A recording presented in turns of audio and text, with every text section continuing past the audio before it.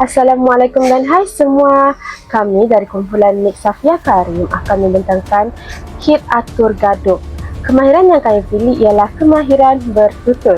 Ahli kumpulan kami terdiri daripada Nur Afika binti Ramli, Nur Agran Gusri bin Sani, Afif Firdaus bin Muhammad Arisa Ariana binti Muhammad Zailani, Nurul Jannah binti Azhar dan juga Alicia Carey anak Irinau. Nama kit media kami ialah Kit Atur Gaduh, Kit Dunia Tutur Gaya Hidup.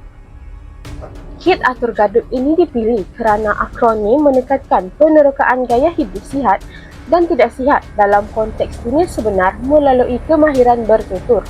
Perkataan atur melambangkan penyampaian idea yang tersusun dan jelas, sejajar dengan objektif kit untuk membimbing murid bertutur secara betul, tepat dan juga gramatis.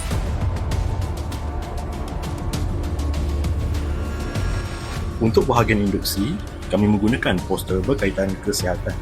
Poster ini dapat merangsang minda murid untuk membuka topik pembelajaran secara mendalam. Sebelum memasuki kit media, cikgu akan memainkan satu video berkaitan gaya hidup sihat dan gaya hidup tidak sihat. Video ini berkaitan dengan topik pembelajaran hari ini.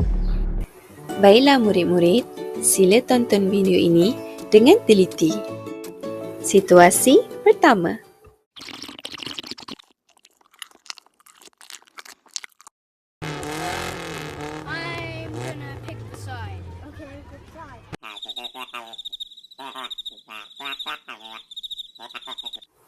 Situasi kedua.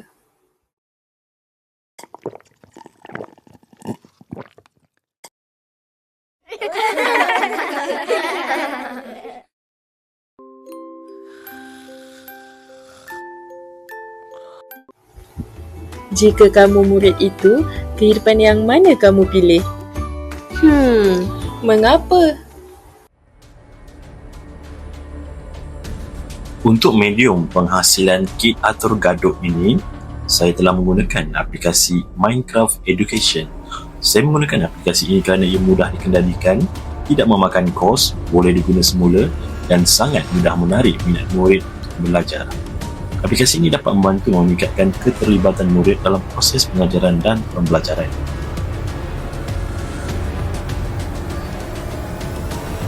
Pertama sekali, murid akan hidup di satu kawasan luas. Kemudian, murid perlu pergi ke orang yang berada di hadapan untuk membaca panduan dan arahan. Selepas membaca panduan dan arahan, murid perlu menekan butang jom belajar untuk pergi ke lokasi pembelajaran. Apabila tiba di lokasi tersebut, murid akan didedahkan dengan kaedah menerangkan sesuatu perkara. Setelah membaca kaedah tersebut, murid perlu memasuki satu kotak.